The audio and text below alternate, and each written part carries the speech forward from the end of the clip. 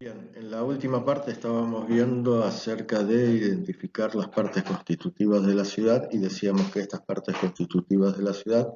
las podíamos identificar a lo largo de su proceso de transformación. Entonces, lo que vamos a ver ahora es por qué aparece esta necesidad o esta sugerencia o esta recomendación de analizar y de estudiar el proceso de construcción de la ciudad. Para eso volvemos otra vez a Marcel Poet, a su libro de 1929, La Introducción al Urbanismo. Ahí dice que la ciudad es un ser vivo que tenemos que estudiar en su pasado, de modo de poder entender el grado de su evolución. Un ser que vive sobre la tierra y de la tierra, lo que significa que los datos históricos se deben unir a los datos geográficos, geológicos y económicos. Y con esto no se dice que el conocimiento del pasado no tenga una utilidad práctica. El simple estudio de las condiciones y manifestaciones actuales de existencia de la ciudad es insuficiente, porque si faltan puntos comparativos de referencia al pasado, no podemos orientarnos en dirección al futuro. Él es el que instaura, Marcel Poet y la Escuela Francesa de Urbanismo, instaura esta necesidad de conocer la evolución de la ciudad para poder entender el presente y a partir de ahí entonces trabajar hacia el futuro. En la actualidad nosotros no entendemos que es necesario analizar toda la evolución de la ciudad para poder definir una política y un proyecto de ordenamiento para la ciudad, un proyecto transformador. En ese sentido, en la actualidad nosotros estamos diciendo que con que nosotros analicemos los últimos 20, 25 años del proceso de transformación de la ciudad para identificar cuáles son las tendencias dominantes en esa modalidad de crecimiento que presenta la ciudad, es suficiente. No necesitamos, por ejemplo, si nosotros estábamos trabajando con Rosario, analizar qué pasó en Rosario en 1870 como para a partir de ahí empezar a entender la evolución de la ciudad. Si hacemos un estudio de la historia, de la evolución histórica de Rosario, sí, pero a los efectos de proponer un proyecto para la ciudad, una propuesta de ordenamiento urbanístico, no es necesario remitirse o remontarse a los orígenes de la ciudad. Marcel Poet dice también que el estudio del plano es suficiente para revelar el modo de crecimiento, o mejor dicho, los diversos modos de crecimiento de París más allá de la muralla urbana. En este caso, Marcel Poet está hablando del estudio de la evolución de la ciudad de París. Entonces, a partir del estudio del plano, él puede entender los distintos modos o las distintas modalidades que se fueron presentando para el crecimiento y la transformación de la ciudad. Por eso él entiende que el plan, a través de un análisis de este tipo, nos revela la ciudad en su evolución a través del tiempo. O sea que el análisis del plano, nosotros podemos decir, el análisis de la imagen aérea nos puede demostrar a nosotros cuál ha sido la modalidad de crecimiento, el proceso de crecimiento que ha caracterizado la ciudad en los últimos años. En ese sentido y en este de analizar el proceso de crecimiento de la ciudad, también podemos recurrir a Carlo Aimonino, a su libro Orígenes y Desarrollo de la Ciudad Moderna del 71. Tanto Aimonino como Rossi, que habíamos visto en la parte anterior, pertenecen a lo que en su momento se llamó la Escuela de Venecia, que fue un movimiento de renovación dentro de la arquitectura y del urbanismo que surge como una reacción a los postulados del movimiento moderno. Era una reacción al funcionalismo con el cual se venía proponiendo el ordenamiento de las ciudades, producto de estas ideas del movimiento moderno de adjudicarle a cada sector de la ciudad un uso o una actividad específica. Aimonino plantea, digamos entonces, una manera de identificar el proceso de transformación de la ciudad, cómo se fue manifestando el proceso de transformación de la ciudad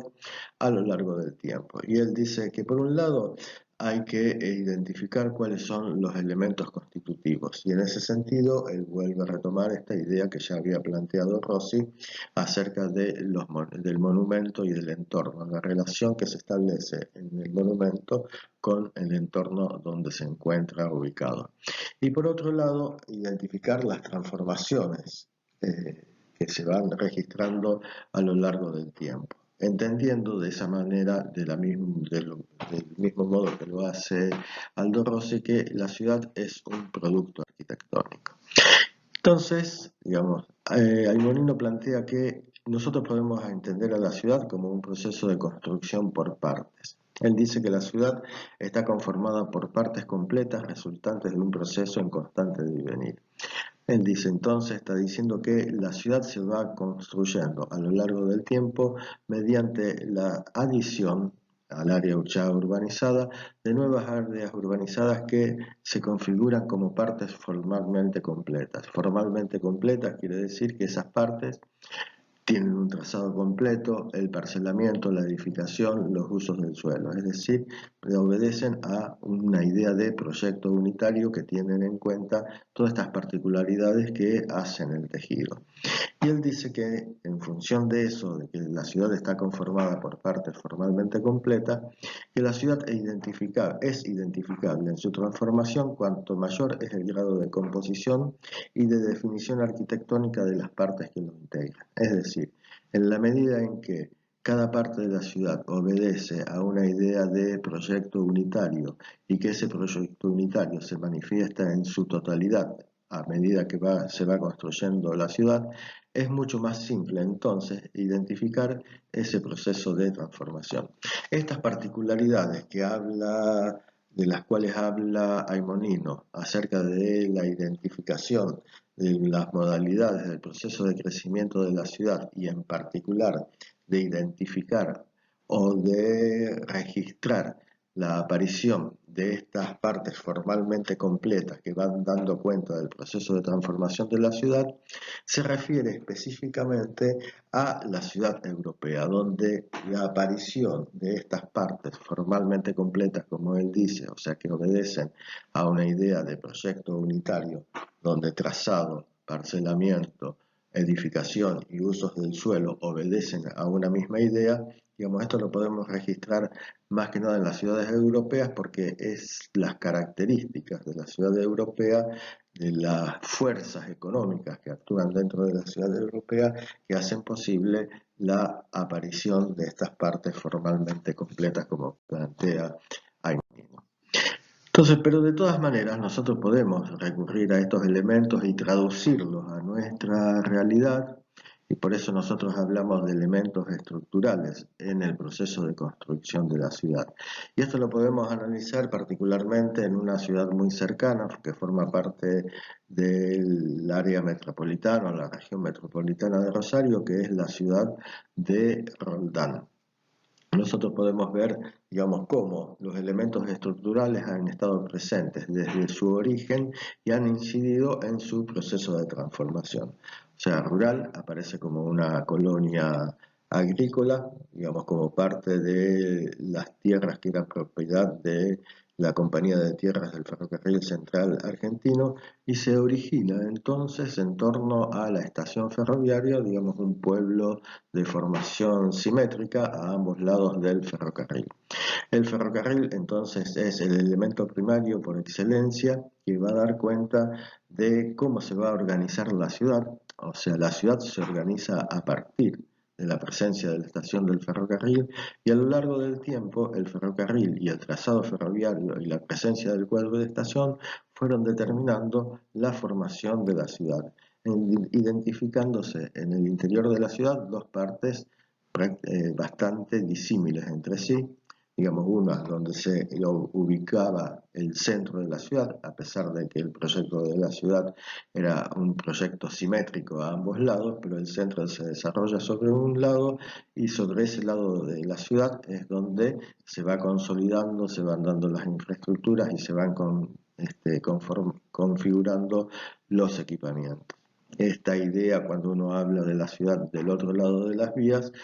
digamos, una expresión muy común en nuestra región, está dando cuenta de dos ciudades, no digo completamente distintas, pero sí diferentes, una más equipada, otra más equipada, digamos, y aquí aparece el elemento estructural, el ferrocarril, como un elemento que va a condicionar, que va a orientar el proceso de construcción de la ciudad. La aparición de la Ruta Nacional número 9 y también va a dar, digamos,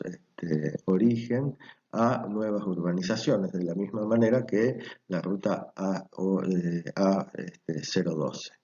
y más adelante la autopista Rosario-Córdoba. Entonces nosotros podemos ver, entonces como decíamos al inicio, que el ferrocarril aparece como un elemento estructural, luego el camino y la pavimentación más adelante de la ruta 9,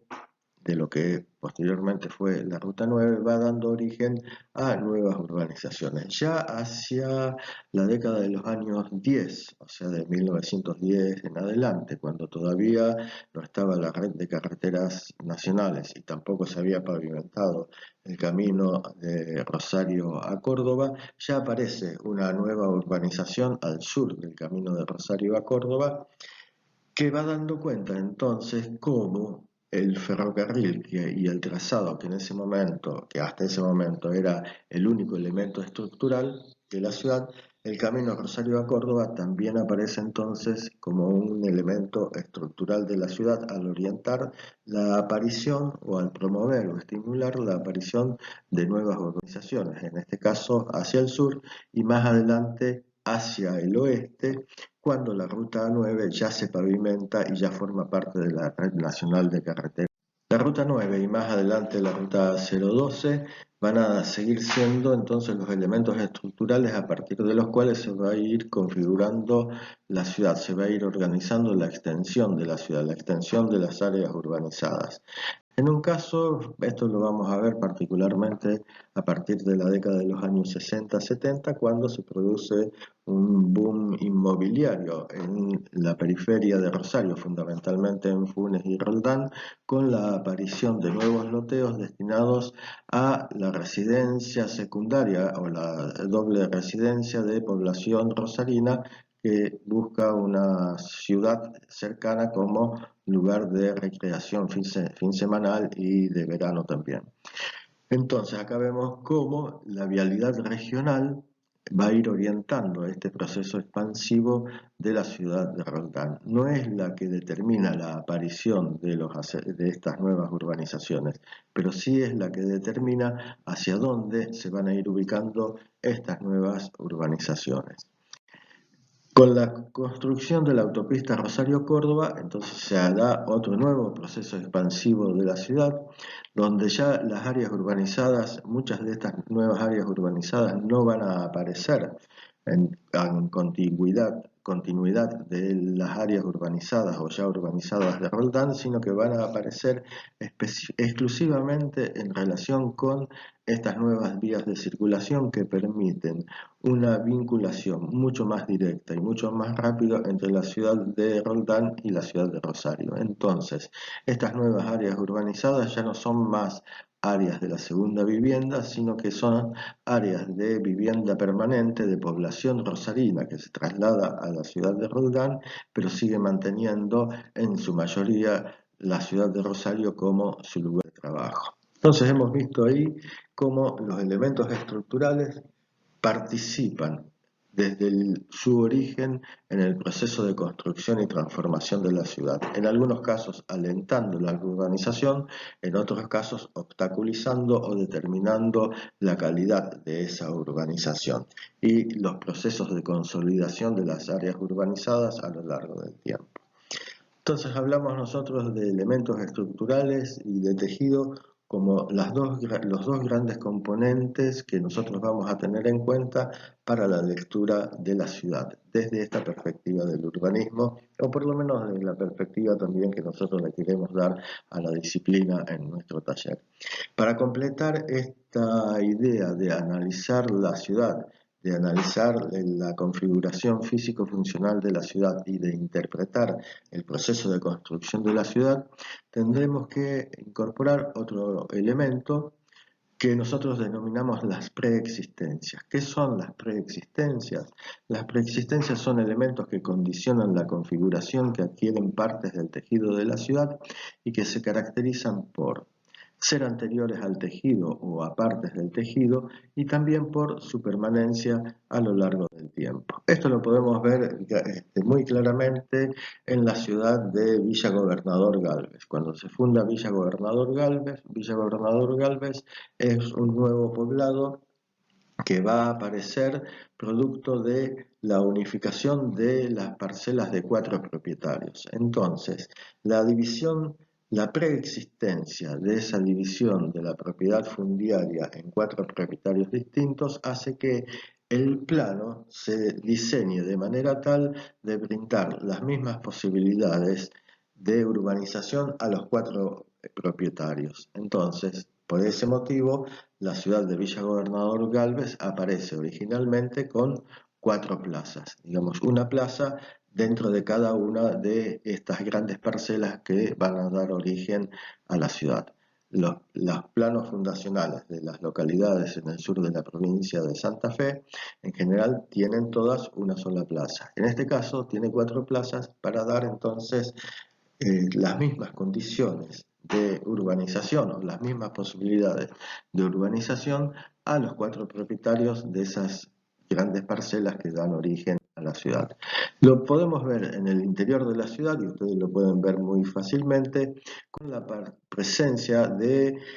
lotes o en algunos casos también de calles que están inclinadas, digamos, de una manera diferente a la ortogonalidad de la cuadrícula. Esto se debe a la presencia, o mejor dicho, a la persistencia de estos límites de parcelas que existían antes de la extensión de la ciudad. Estas grandes parcelas de mucha profundidad y de un frente muy estrecho que llegaban hasta el río, que se las denominaba lonjas, digamos, era la forma de dividir la propiedad territorial en el 1700 y en el 1800. De esa manera, entonces, muchas de estas divisiones de la propiedad fundiaria del área rural permanecen cuando la ciudad se va extendiendo sobre el área urbanizada y explican la aparición en algunos casos de calles que siguen la orientación de las lonjas y no la orientación de la cuadrícula, y lo mismo parcelas que siguen esa misma orientación. Entonces las preexistencias no es que determinan el proceso de urbanización, pero sí nos ayudan a entender la forma en que la urbanización va teniendo lugar a lo largo del tiempo.